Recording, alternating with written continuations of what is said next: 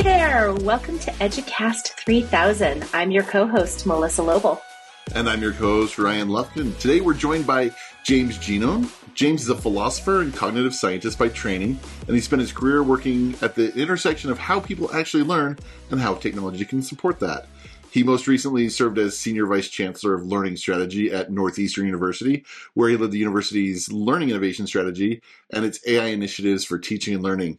Today, he advises and partners with a range of organizations working at the leading edge of AI in education, including the Digital Education Council, Collage AI, and SkillBench. James, we are super excited to have you on the podcast today. I'm really happy to be here. Thanks for having me. So I gave you a pretty good preamble, but tell us a little bit more about your experience and so the audience can get to know you a little bit better. Sure, happy to. So I've been in higher education my entire career. I started out as a professor teaching philosophy and cognitive science, and a lot of my research was on learning and how learning kind of leads to the formation of new knowledge through perception. And that's part of what got me interested in the study of education more broadly. And about 10 years ago, I kind of took an interesting turn in my career where I joined this new university that was just getting started, Minerva University, and was one of the founding faculty there. And that led to all kinds of interesting pathways in my career. I helped kind of build the curriculum there and lead a lot of that work. And then I moved over to the company Minerva Project that had incubated that university and built their partnerships business. So then spent the next several years partnering with dozens of universities globally on program innovation and technology adoption and so on. And that led me, as so many things have over the last few years, into working in AI and education. That was kind of emerging right at the end of my time at Minerva. And I got to lead a product at a startup called Atypical AI that was working with a lot of the large educational publishers on deploying AI capabilities. And my last job, as you mentioned, was at Northeastern, where I led learning innovation broadly, but spent a lot of my time on AI adoption at the institution. Amazing. Love that. Yeah, that's such a rich background. And I love the fact that you started from a faculty role, right? Or that's at least where the journey began. One of the questions that we always ask our guests on the podcast is for a favorite learning moment. So this could be one where you were the teacher, it could be one where you were a student, it could be one you've observed with your family. But what's the learning moment that is either a favorite or one that's caused reflection for you in your life? Well, there's so many, but I think the one that kind of started a lot of the journey that I've been on for the last decade plus was back in around 2013. I was teaching at Franklin or Marshall College, and it was the first time that I really completely flipped my classroom, as we say. So I stopped lecturing entirely this particular semester and really used the class time for much more heavy-duty student engagement. And what was cool was that I used basically the same assessments, the same types of assessments, and even some of the same assessments I had used in similar courses previously. And what I saw was not so much just better performance, but actually better growth, as the students went along throughout the semester due to that, at least from where I stood, it really looked like it was due to the higher levels of engagement that we had during class time and also out of class as well. So I became a true believer that semester. And I think basically everything else I did after that involved learning science and active learning in ways that we could incorporate that into the classroom. That's cool. I love it is cool, Ryan. I love that you said that because so much of what we're seeing in the AI space in education is focused on the technology, and we're not always seeing sort of the grounding in learning science, neuroscience, all of that, right? So I love the fact that you come at this from kind of an unusual angle, perhaps the philosophy and cognitive science perspective, not just engineering, although you have that perspective as well. And what we're seeing that there's a lot of conversations out in the public around, AI being something that's replacing work that students do. But you talk about AI not as a replacement, but as an enabler. So, and if we get that framing right, that's where you can see the real impact. So maybe why do you think of it that way? How do we get that framing right in education? Yeah, I think it's really interesting because particularly in higher education, though there are resonances for this in K-12 as well, we really have two tasks that we have to do at the same time.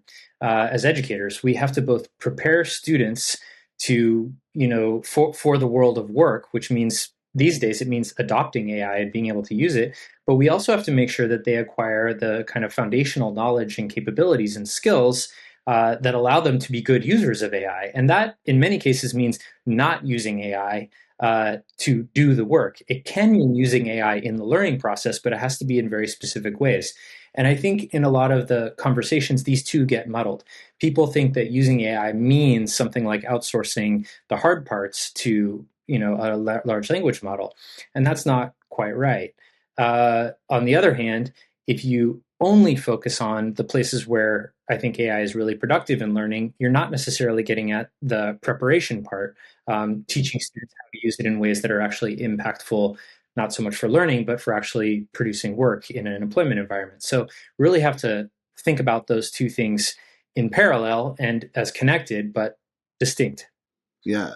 And kind of at the heart of that AI resistance really is that this worry that if AI does the thinking, students stop building those cognitive muscles that learning is supposed to develop, right? From a learning science point of view, what has to be true for AI to deepen learning rather than short-circuit it, right? And where's the line between genuine support and then, student cognitive offloading to AI? Yeah, I think we don't think enough about the role that a human tutor plays in learning and how a tutor would relate to a student. I think that sort of parallel has many applications to how we think about this technology. But if you think about a tutor, if your tutor is sort of writing your students' essays or solving their homework for them or something, they're obviously not playing the role correctly. That is not what you hired them for, right? That's not what we hire tutors for. And so you have to think about your AI assistant, even if you're a student, in the same way, right? You don't go to the study center or something like that to have a more advanced student do the homework for you. You actually want to learn. And so we have to set up the interactions with AI tutors, if that's what we're talking about, so that they mimic the really high power, high impact interactions that human tutors have with students. And that usually involves being able to understand where are they stuck, where are their growth areas, what engages them, what do they want to be challenged on, what are their goals, and then giving them the right kinds of examples, problems, explanations when needed, and practice with lots of feedback in order to progress. Right? The science tells us we need all of those things in the right combination. And so, again, this goes back to my first distinction. We have to distinguish between AI as something that can do work, which is important in certain kinds of professional contexts, and AI, which can be an assistant to learning, in which case it needs to behave like a good human tutor would. Yeah, I love that formula, that practice with lots of feedback. I think that's often what's missed in some of the current models. Yeah, I'll give you an example there real quick. My daughter, who's been an AI early adopter, she's 15 and she's in high school. So she's tried out a lot of the early products here, thanks to me. On her own, started doing something where when she would get homework back or quizzes back, things like that, and she got stuff wrong, she'd take photos of the problems and she would give them to an AI like Gemini or something like that and say, hey, help me understand what I did wrong here. And then give me some new problems that are like this one that I can try to solve. Oh, wow. And that's exactly that kind of deliberate practice motion. She came up with that, by the way. I didn't suggest that. But that's not, we often don't think about using these tools in that way, right? A student doesn't necessarily think, oh, they could actually help explain what I got wrong. It could also help you build the muscle to do better next time. Like, that's really kind of incredible. That is awesome. And I also love that it's an example of a student taking agency, because I think we happen to have these conversations a lot about students and not with students. And so I just love that story. That is so great. I should plug, we have a great AI student panel coming up at InstructureCon where we're actually going to talk to 3 different students, 1 high school and 2 college, about how they're using it, to try to get a little bit more of that feedback, right? Yeah. We should have them on the podcast, Ryan, just to share their insights. And maybe we can hit up your daughter, James. Yeah. So okay, so you have this really interesting and diverse background, and we've talked a bit about, because we can't be here forever, unfortunately, I would love to be, cognitive science and what do we understand from a learning theory perspective. Let's shift to the plumbing. So, because you have had startup experience, you've worked and been a founder, both from a technical perspective, using AI, as well as just a broader ed tech perspective. Okay, so a lot of ed tech companies sort of grown up around delivering content and tracking completion. It's like that's what they do in some part of that ecosystem. But as AI gets involved in this stack, how does actually that change the foundational way platforms and ecosystems are built, right? Like, how do we move away from maybe content delivery, especially because content is becoming so easy to get using AI, into like maybe something different? So what is this? What does AI in the mix do to the platform? Yeah, I think it's a really interesting question, and there are a couple of different dimensions to it. One important dimension of it is actually just the intelligence that large language models themselves encode and what that allows you to do. In particular, it allows you to scale certain kinds of judgment that technology couldn't scale before. So if you have a really well-constructed task or request that you can make of a large language model, it can perform that many, many times, right, in a way that a human individual would be hard for them because they'd run out of time to do it. So that's very powerful. And when you think about things like creating new content, creating assessment items, that sort of thing, according to a specification, when we would do that by hand, many, many person hours, but an LLM can really help you scale that. So that's powerful. But I think even more powerful is what happens when you connect a large language model with what we often call orchestration. So orchestration is really about how do we connect a series of tasks and the relevant contextual information that's needed to perform those tasks, sometimes in novel or unpredictable ways in real time.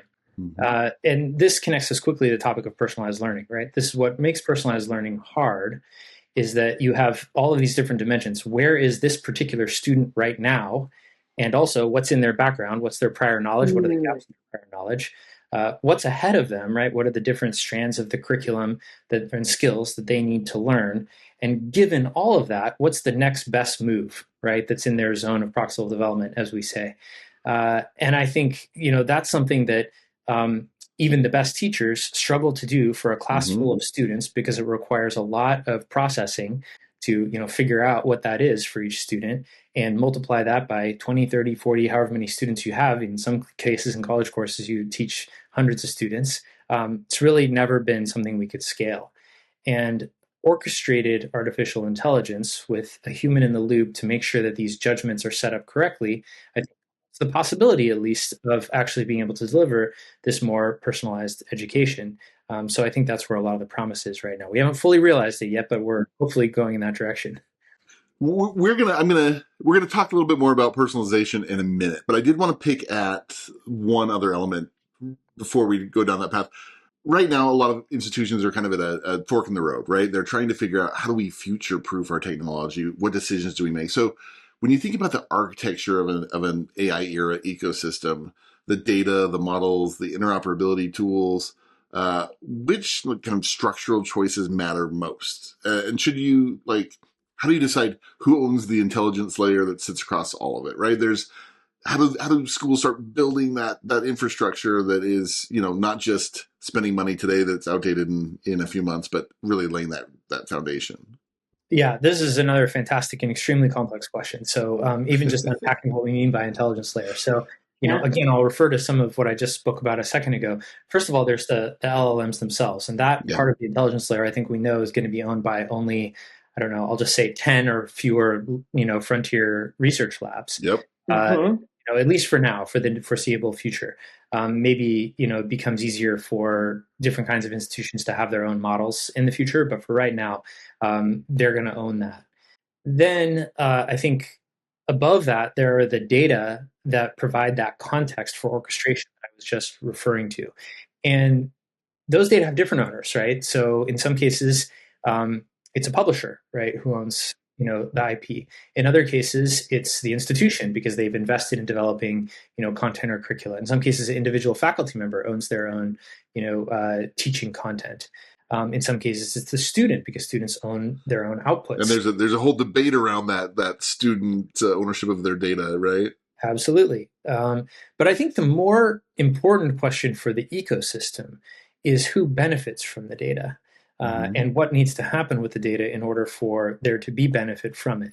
And so the beneficiaries I think about the most are students and faculty members. I mean, that's what I've spent most of my career serving. And I think what we need is trust and an implicit agreement among technology providers and institutions and the faculty they employ and the students who they serve that we want to use data respecting privacy, respecting ownership in certain ways to allow for a certain kind of learning experience. So, when we've done things like anonymized and aggregated large amounts of assessment data, we can find patterns that help us deliver better assessments in the future.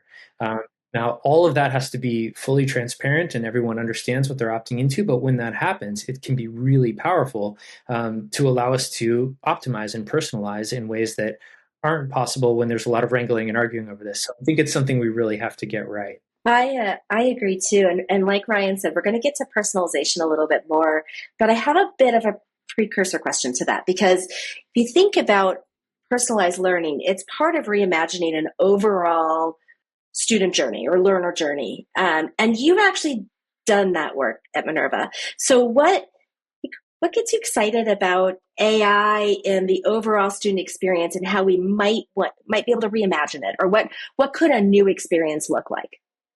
Well, I'll go back to something I started with, which is the idea of tutoring. So I was a tutor when I was an undergraduate student. I tutored high school students. When I was a graduate student, I ran tutorials for philosophy majors.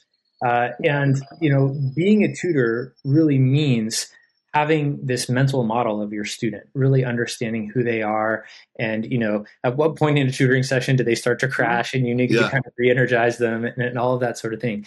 And when I think about representing this digitally, well, it's sort of a model of the learner that has quite a number of dimensions to it that we're sort of capturing data about, and that can be data about their prior educational history, about their performance on assessments in the course, or courses that they're taking right now, could be about their preferences and all of those sorts of things. And once you have that learner model, that can actually cut across a lot of different areas that we deliver in education, not just teaching and learning, but also advising and career preparation and mentorship and student success, and even mental health and things like that. All of these things which universities support. And one of the challenges we face in universities is that a lot of that data is siloed, if it's recorded at all. And so the ability to kind of have access to that, again, I'll emphasize the kind of privacy and trust layer, which is so important to all of this. But when we can get that right and then make those data available for decisions, for support, for the student themselves to navigate their own journey as, agentially, as you mentioned earlier, Melissa, that's where I think the experience could start to look really different. I'm focused there on the individual student.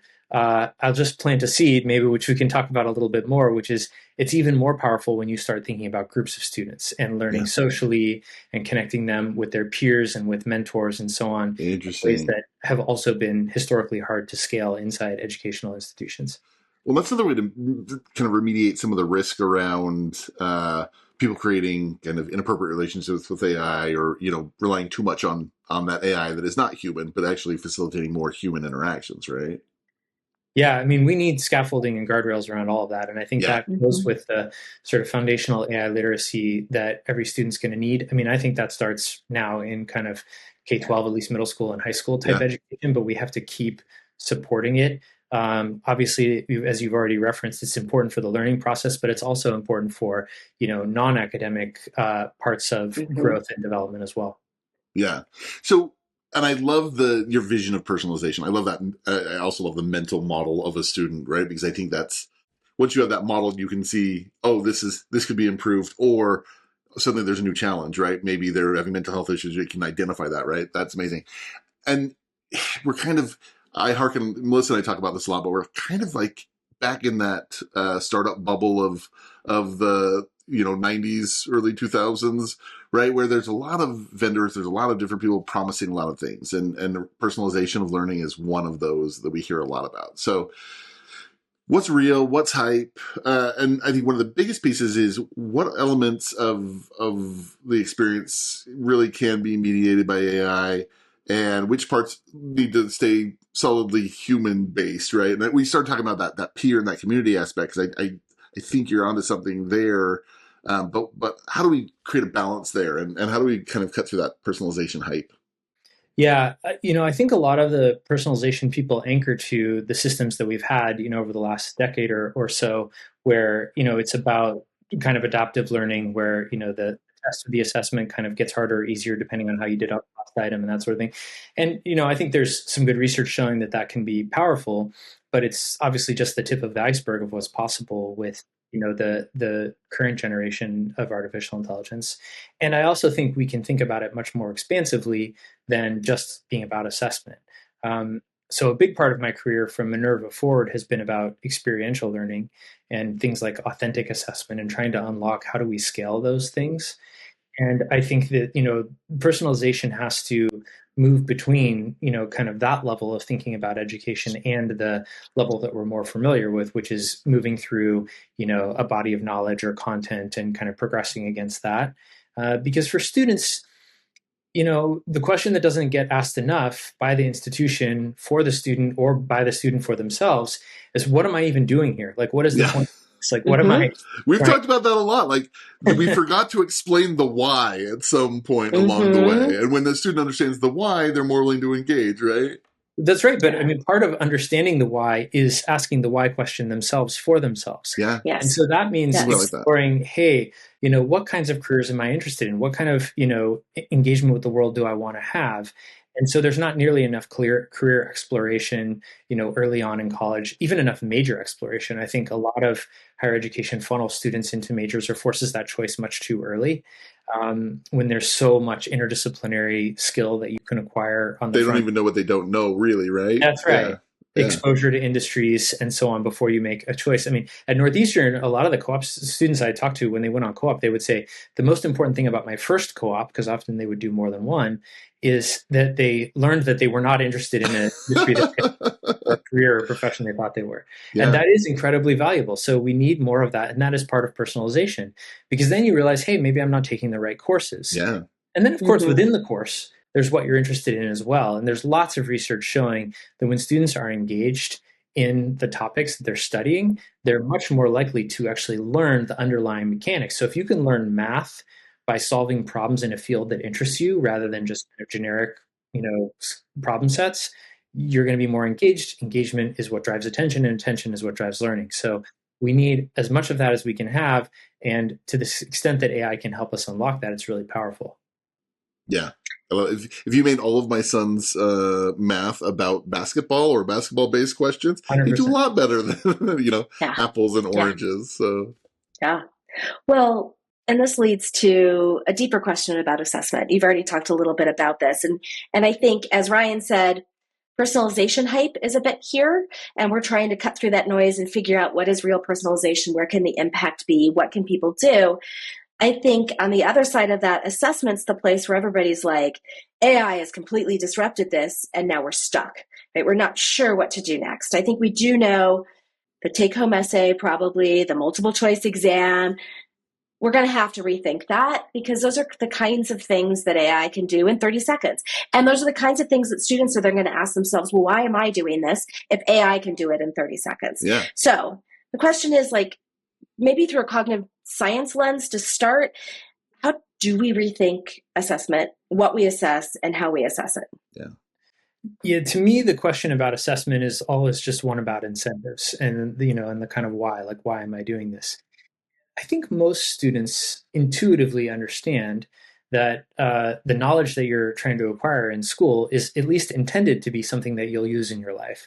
Now, of course, that leads to a lot of complaints about, like, hey, I'm not planning to go into math or science or something like that. So why do I have to learn so much of this? Or for people who are very math and sciencey, they're like, I don't want to have to write all these essays and so on. And so that's where I think, our educational systems have to change and adapt, and can now, I think, potentially because of this technology, to adapt more to the students' interests and get them to learn, for example, I think every scientist has to learn how to be a good communicator. That doesn't mean they have to be good at writing history essays or philosophy essays, but they do need to learn communication, and they need to learn how to read carefully and communicate clearly and those sorts of things.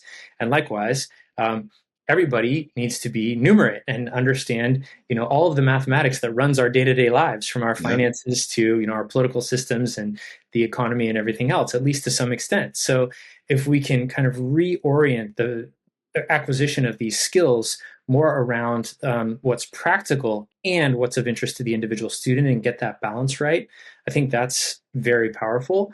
And what that means about assessment is that assessment can then also be attuned to measuring an underlying skill in a context that's relevant to the student. So relevance is really what drives the incentive. When it's relevant, of course they're going to study. Of course they're going to try their best. When it feels like, it's just something that someone told them to do and they don't know why and it doesn't matter to them, then we see less effort, less learning, less progress. Yeah. I love you get a twofer out of it, right? You get, truly, you're more deeply engaged in preparing students for the future that they're heading into. And, you have a better way to ensure they're actually building the skills and they are prepared. If we think about assessment with less, I just love that way of thinking about assessment.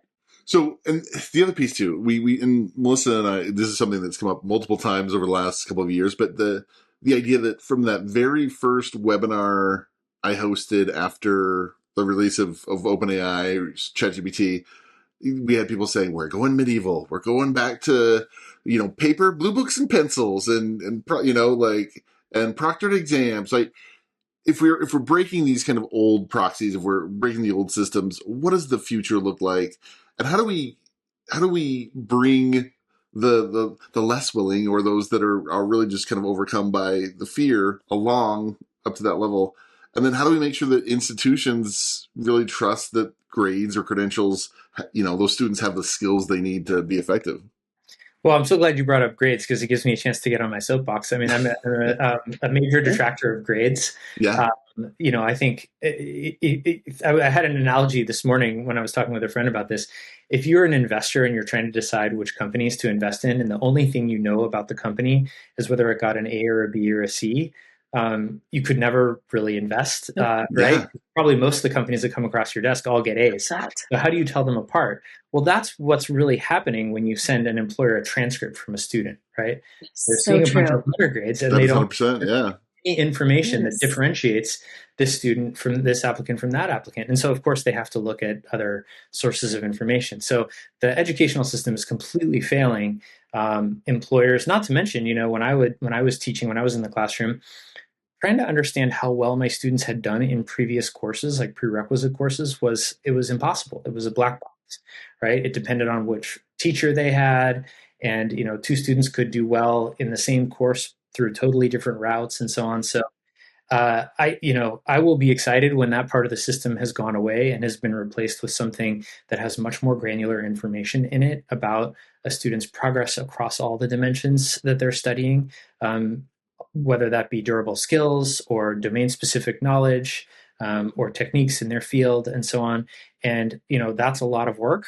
Although it has been done at scale, my brother went to a school which only gave written evaluations and not grades.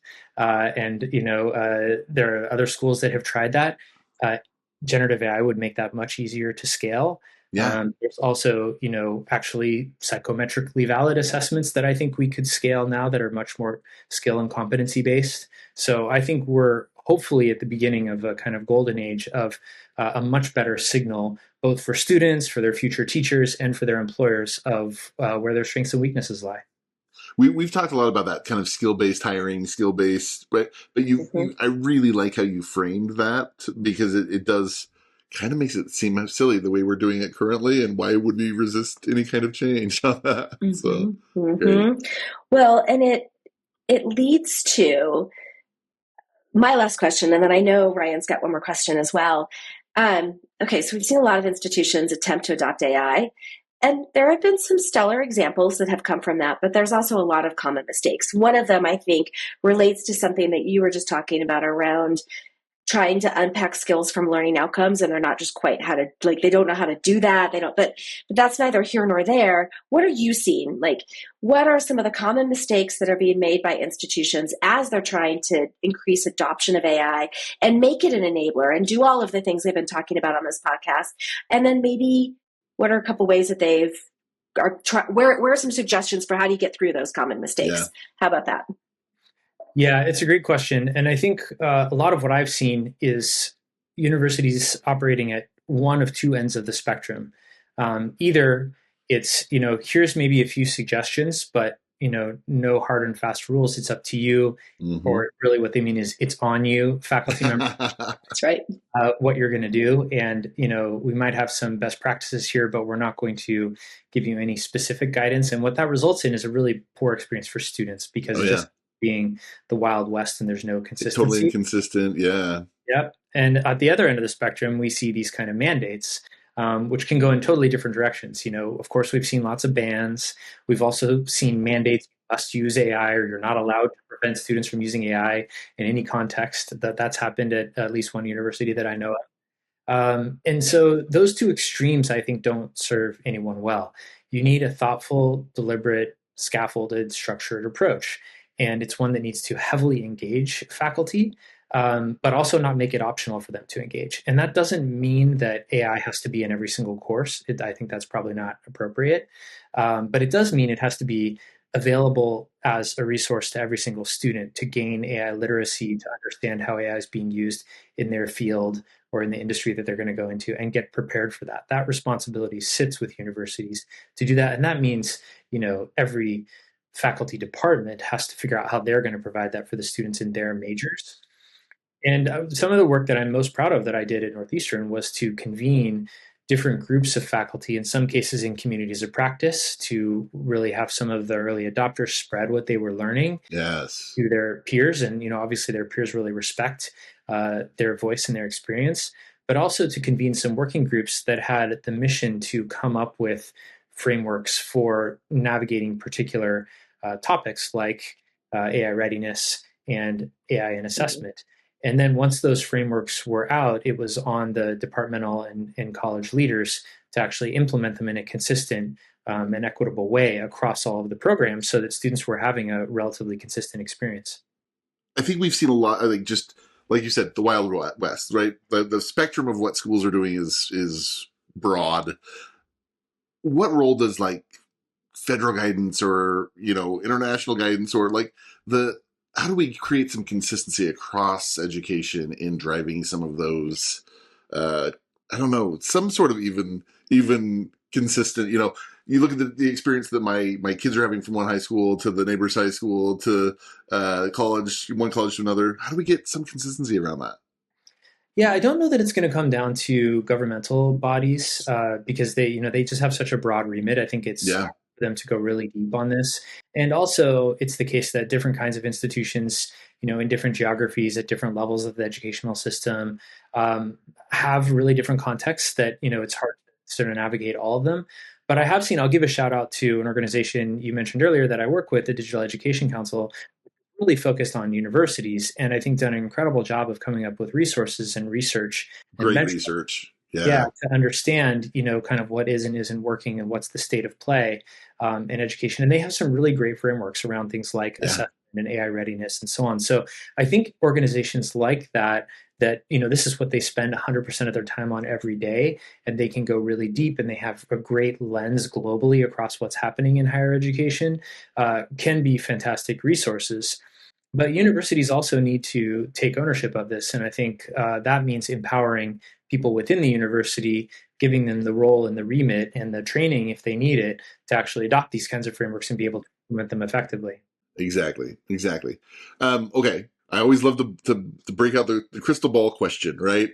If you look into your crystal ball, right, what does that AI-enabled learning experience look like in 3 to 5, 10 on the outside, but really 3 to 5 is the horizon we're looking at. What does that look like? And then what advice would you give institutions to set the path to get there? Yeah, I mean, I think a lot of this is going to be driven by the economy and, the employment labor markets and so on, where Mm-hmm. obviously the expectation that graduates become AI ready and AI literate is already here. Yeah. And it's just going to become, I think, even more important as companies and industries get really clear about what the skills they need from entry level workers and graduates, and they'll really be expecting universities to provide that to their graduates. And when they don't, I think we'll see poor employment outcomes, and that's going to put a lot of pressure on universities. So I expect that universities will engage more deeply with industry than they ever have. And this is one of the reasons why I focus on experiential learning, because I think experiential learning is that bridge between the world of employment and the world of learning in higher education, and creates this opportunity for students to be in both at the same time. So I'm very bullish on experiential learning for credit, We don't have a lot of that. Yeah, not a lot at all. Yeah, it's usually around the margins, a few credits here and there that you can get for a practicum course or project-based course or something of that sort, maybe a capstone. I think we need to see that throughout the curriculum. And again, this is something that I think some of the new technology can help facilitate and make it scale than it has been in the past. And the other thing I think is going to be more kind of career prep, work simulations and those sorts of things that also have been hard to scale, but that help give students a kind of on-ramp, whether in the classroom or outside of the classroom, to the kinds of careers they're interested in, what's going on in those industries, and how they can be ready for that. Yeah, love that. Yeah, I love that. And I think that's going to influence K-12 and higher education, quite frankly. So Ryan and I went and visited a school district, and we were chatting with one of the 11th graders, and one of his comments was, so where am I going to learn how to day trade? Like, why am I not learning that in school? But I had to laugh. But then I thought about like the simulation part, right? Or how are we building experiential skills and scaling that like we never have before, that give them not just the academic skills that perhaps we're trying to build and even the durable and soft skills, but also some of these like life skills that are starting to become really valuable. So anyway, that you made me think of that. So thank you for sharing that. We could ask you questions all day, James, but unfortunately we only have a short period of time. So I just want to thank you for this really incredible conversation. It was super rich, really insightful, and I think practical things that our listeners can take away from this and start as they're either trying to see AI adoption, sorting through it. They might be looking at building technologies to support this. I think all of this was really insightful for all of those listeners. So thank you so much for being here. Oh, thank you for having me on the podcast. It was a lot of fun. This is awesome. Thanks, James. Yeah.